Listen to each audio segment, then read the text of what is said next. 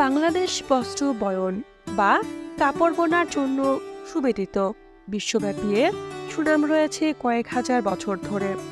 প্রতিটি হাটের রয়েছে জন্ম ইতিহাস, বাণিজ্যিক ক্রিয়াকর্মে রয়েছে নিজস্ব রীতিনীতি, সংস্কৃতি। তেমনি উল্লেখযোগ্য বাংলাদেশের দ্বিতীয় বৃহত্তম কাপড়ের বাজার পুরাদহ হাট।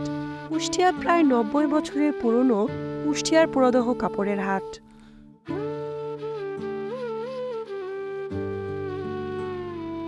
১৯ শতকের প্রথম দিকে তৎকালীন সুতা ব্যবসায়ী নুরুদ্দিন হাশেম আলী সহ কয়েকজন মিলে এ হাট প্রতিষ্ঠা করেন। জেলার মিরপুর উপজেলার পুরাদহ রেলওয়ে জংশনের সঙ্গে প্রায় ১৫ বিঘা জমির উপর ছোট ছোট ৬৩৮টি দোকান রয়েছে ওই হাটে। আশেপাশে ব্যক্তি মালিকানায় আরও ৩০ বিঘা জমির এলাকা জুড়ে ছড়িয়ে পড়েছে এই কাপড়ের হাট।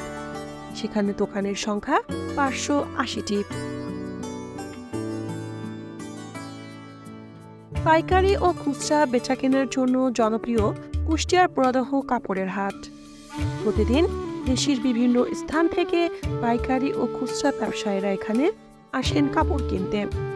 আশেপাশে জেলাগুলো থেকে লোকজন এসে কেনাকাটা করতে স্বাচ্ছন্দ্য বোধ করেন।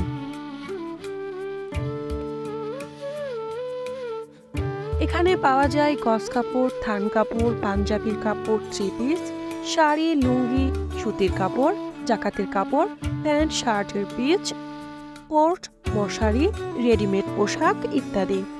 প্রতিদিন সকাল ৮টা থেকে রাত ১০টা পর্যন্ত দোকানগুলোর বেচাবিক্রি চলে। সপ্তাহে বৃহস্পতি, শুক্র ও শনিবার এই কাপড়ের হাট বসে থাকে। অন্যান্য দিনেও বসে। এই হাটে প্রায় ২০০০টি দোকান বসে। ঈদ উপলক্ষে এখানে গভীর রাত পর্যন্ত বেচাকেনা চলে। দামের সাশ্রয়ী হওয়ায় পরিবার পরিজন নিয়ে কেনাকাটা করতে চলে আসেন অনেকেই পার্শ্ববর্তী বিভিন্ন জেলা থেকে পুরাদহে।